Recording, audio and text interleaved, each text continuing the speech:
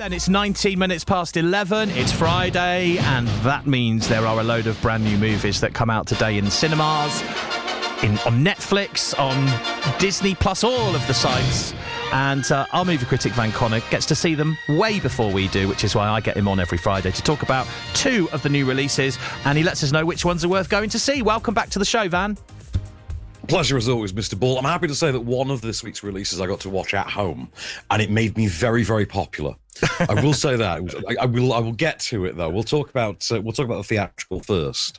Okay. So in cinemas from today, did you ever see War of the Roses from about 1987? I think 87 or 89. I know of the story, and I think I did see it when I was younger, but I mean, kind of, it's vague in my memory.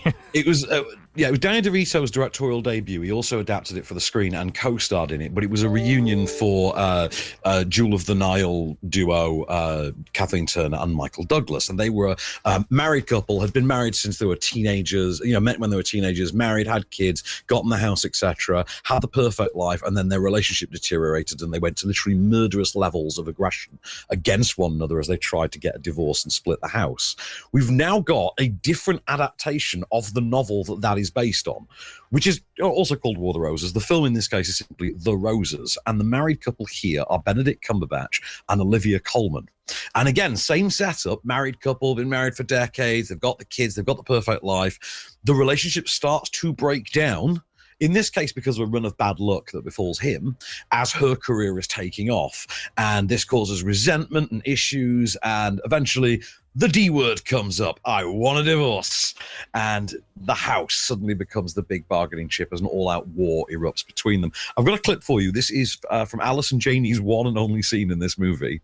This is her playing their divorce lawyer opposite Andy Samberg. Maybe rethink this, guys. I mean, I know a lot has gone down, but you're great. And you're great together.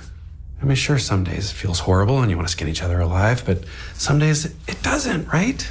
It's nice to have someone. My advice would be, try to focus on those days and always think of other people when you have sex. That's standard. You could make it. Well, that was just lovely, Barry. How does it compare to the War of the Roses then, Van? Obviously, you've got about the DeVito, Kathleen Turner, Michael Douglas movie. This ain't a patch on War of the Roses. No, let's not get insane. No. You don't touch the top of Olympus. You know what I mean? Like there's certain mountains you cannot reclimb. That is one of them. And to be fair, it is not trying to be a remake of that film. It is a completely different adaptation of the same original novel. It's written by Tony McNamara, who did The Favourite, Poor Things, and The Great for Apple TV+. So there's a certain tonal thing that you can see. If you know all three of those, there's a very tonal sort of through line. And that carries on here. It just ditches the period piece element. The problem is that doesn't quite work with the material he's telling, which I think goes way too dramatic and way too emotional for what the story actually needs. When they then get to the sillier slapstick divorce antic stuff, it's too little, too late. It's pushed far too far back in the film. The pacing is all over the place as well. And frankly, you don't really get into it. It feels out of place because you've been made to care about these characters on a human level that you never were with, for instance, Michael Douglas and Kathleen Turner. All right, well, if you do want to go and see it, you can. The Roses is showing at the Phoenix Picture House, Curzon, View and the Cinema and Cafe in Oxford, the Abbey Cinema in Abingdon, Cineworld, Didcot and Whitney, View in Bicester, the Light in Banbury and the Living Room in Chipping Norton. So plenty of options for that one. Okay, the next movie I watched half of last night. I'm not going to say anything. You only watched half? I fell asleep, and that wasn't because it was boring. It was just late, and I knew I had to get up early. So I fell asleep. But it's the Thursday Murder Club, and I will say, from what I saw, I enjoyed so far. I think it's very difficult not to enjoy the Thursday Murder Club, to be really honest. So there's Netflix were good enough to send me a screener. Last Saturday morning, I sat and watched this, and all of a sudden my living room filled up, is all I'll say. Yeah, thought it might. It's just everyone was suddenly popping around, kind of thing. Right, so this is an adaptation of Richard Osman's best-selling novel, like really best-selling novel. Like this got to be one of the best-selling British novels of the last decade, surely, because it's everywhere, this thing. So best-selling novel, adapted for the screen. screen, directed by Jay Roach, who gave us the Austin Powers movies and Meet the Parents, that saga. And it's got a screenplay that's been co-written by comedian Katie Brand, as well. It stars Helen Mirren, Celia Imrie, Ben Kingsley, and Pierce Brosnan as 4 retirees in like a rich person's stately home retirement home who have literally a Thursday murder club. They're all like rich people who've retired. So they have a club on a Thursday afternoon where they get together in the jigsaw room and they solve cold cases from like the 50s and the 60s and things like that. And then the relative of one of their fellow residents is murdered. He's the only person keeping the home from being shut down by an unscrupulous developer, played by David Tennant. And the 4 have to step into the present day and solve an active murder instead to save their home. I've got a clip for you. This is kind of a sizzle from the trailer, but it really does fit the tone of the whole thing. There she is. Joyce, are you a nurse? Bang on target. I'm Elizabeth. Would you take a look at that for me, please? Dear God. 'Tis a lot of blood. Would you care to join us to discuss things further? Who is us?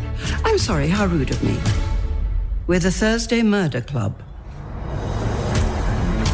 We investigate cold cases. It's a club about murder. Does sound a bit bonkers. In breaking news, There's been a murder. An actual murder. The victim appears to have been bludgeoned to death. Now we've got a real case to solve, isn't it wonderful?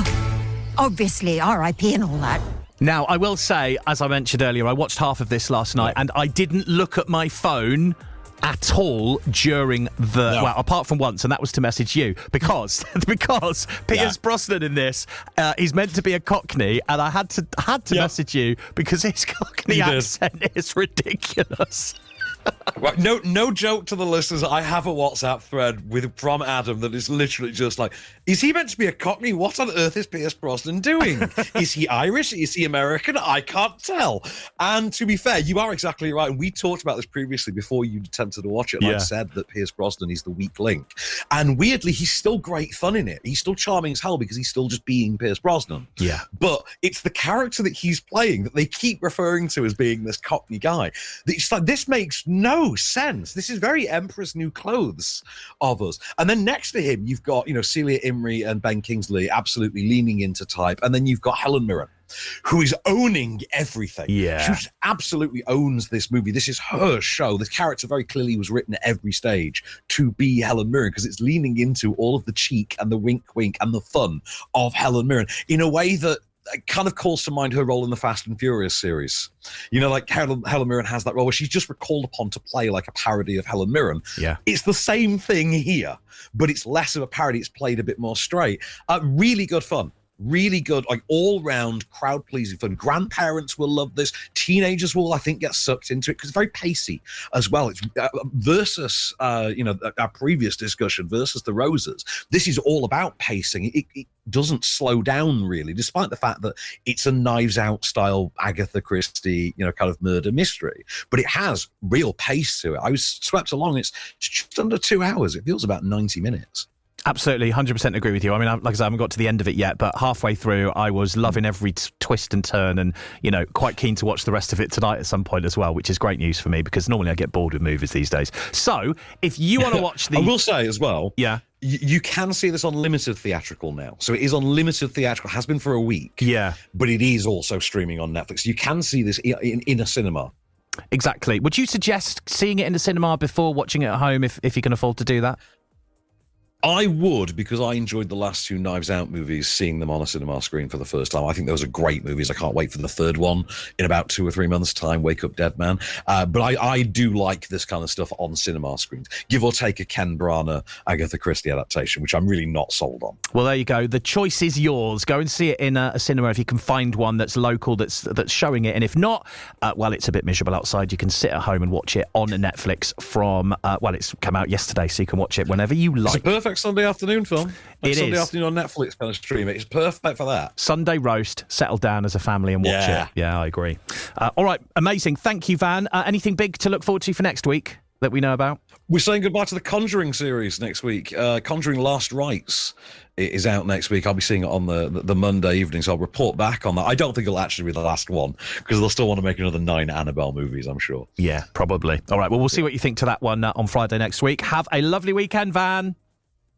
Till the next time, my good sir.